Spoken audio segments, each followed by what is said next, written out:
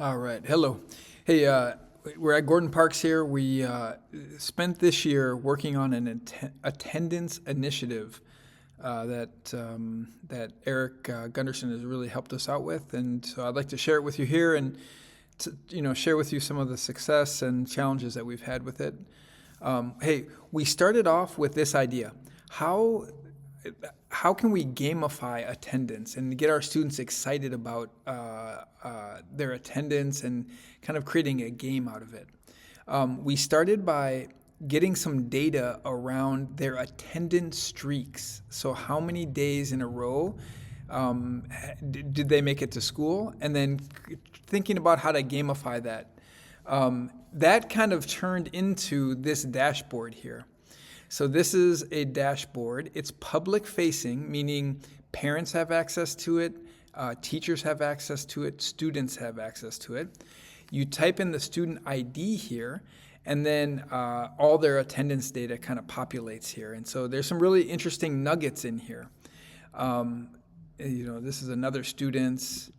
And so, this graph right here shows, the days that you came, how long were you here? So on this day, they were here like 3/4 of the day.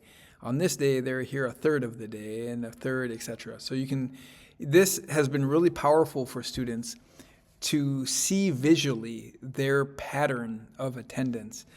We have some overall statistics. So like this student here has, been in the building about 60% of the time for this quarter. And then how does that play out between A day and B day? And that hasn't changed much. Okay.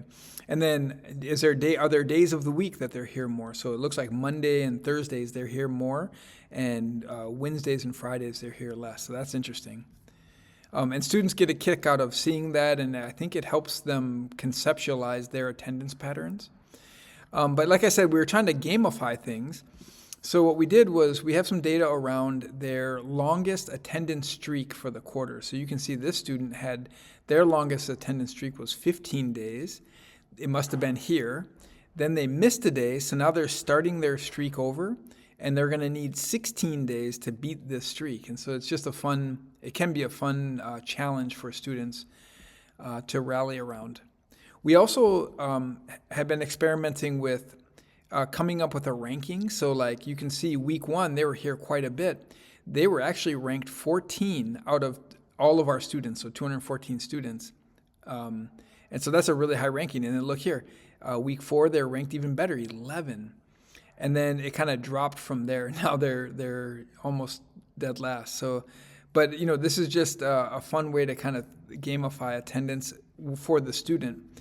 From a community perspective, we have data that shows on the whole school's attendance rates. And so here we could set a goal at our school. Let's say we set a goal for 65%. And you can see some days we met that and beat it. Some days we just met it. Some days we didn't meet it. Some days we were way off. And so, schools can come up with incentive programs to try to rally the whole school around better attendance. And then on a sub-community level, these are advisories.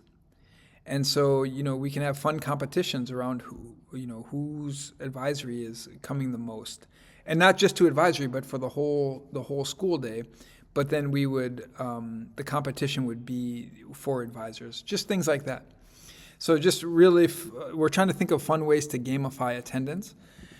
We're also trying to get what we say is the right data in front of the right people at the right time. And so if we look at our 3 kind of stakeholders here, we have students, teachers, and parents. For students, we send them daily emails. So in the morning, we send them this email. It tells them their streak information, and it tells them their grade information. As you can see, we color-coded it to be classes they're currently passing, classes they're close to passing, and classes they're pretty far away. And so this is meant to be motivating to them and prioritizing. So, you could prioritize the yellows, for instance. So that what we're trying to do is get this in front of students at the right time. So we're thinking ideally in the morning, this could be kind of a helpful thing to get them out of bed and get them to school. Let's see. And then once a week, we send them their full dashboard in an email. So the kind of, for us, the week looks like this. Monday, Tuesday, Thursday, Friday, they get that that simple streak email plus grades. And then on Wednesdays, they get the full dashboard. Again, this is all automated in email. Now, the dashboard also has a grading component. It shows their grade. Now, this is a kind of a bad example. This student doesn't have many grades for some reason. Maybe they had to drop a bunch. I don't know. But you can see every week they're going to layer in updated grades. And so, we in our advisories, we sit down with the students and we pop this up and we look at it together and we say, oh, hey, you're doing great in individual and team sports. How are you doing in English? Blah, blah, blah. So it's just a way for us to have ongoing conversations, real time with students. And parents have access to this too. It's kind of a one-stop shop in a very graphically friendly way. So that's all within this dashboard right here. So they'd come to the dashboard, they'd see the attendance, they'd click on a little link here, and it would bring them to their updated grades. So again, we're trying to get the right data in front of the right people at the right time. We think this updated grade information is pretty cool. Okay, so from a teacher perspective, teachers get these daily emails. This first one is consecutive absences. Over 3 days. 3 days are over. And so what happens here is students who have been missing more than 3 days, that gets sent to the advisor teacher. And so you can see mine looks like this. Here's why that's powerful. As a teacher, it is impossible to keep up with everybody's attendance. Alex starts missing some days, and this is our opportunity to see this and go, oh man, I haven't seen Alex in a while. Let me reach out to him. So I'll email Alex, I'll call his home, and just check in with him. Hey, how you doing? Just check in, making sure everything's okay. Is there anything I can do to help? That's number one. Number two is, I can't tell you how many times a student has, let's say Peyton here, has missed a series of days. And in the chaos of the day, I didn't even know she was gone. And so she comes back, and I missed the opportunity to give her a big welcome. Oh, Peyton, we missed you, man. Welcome back. I missed it because, in the chaos of the day, you don't even know that they're gone. It's a pretty humbling moment to have as a teacher, and we have it all the time. But this email helps because now I know I get this sent to me in the morning. So now I'm on the lookout for Peyton and Deasia and Alex and everybody, and when I see them, oh yeah, you're here. And it just makes them feel good, and that's what we're trying to do.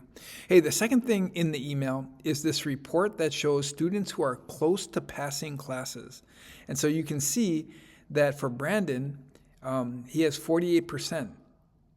And so I bet if he gets one or two more assignments and he's going to pass biology, this is a great way for teachers to really focus in on who needs to pass what, and what the priority is.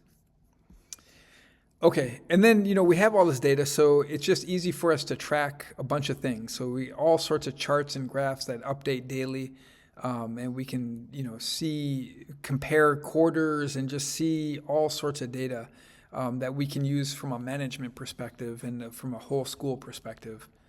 So that's it.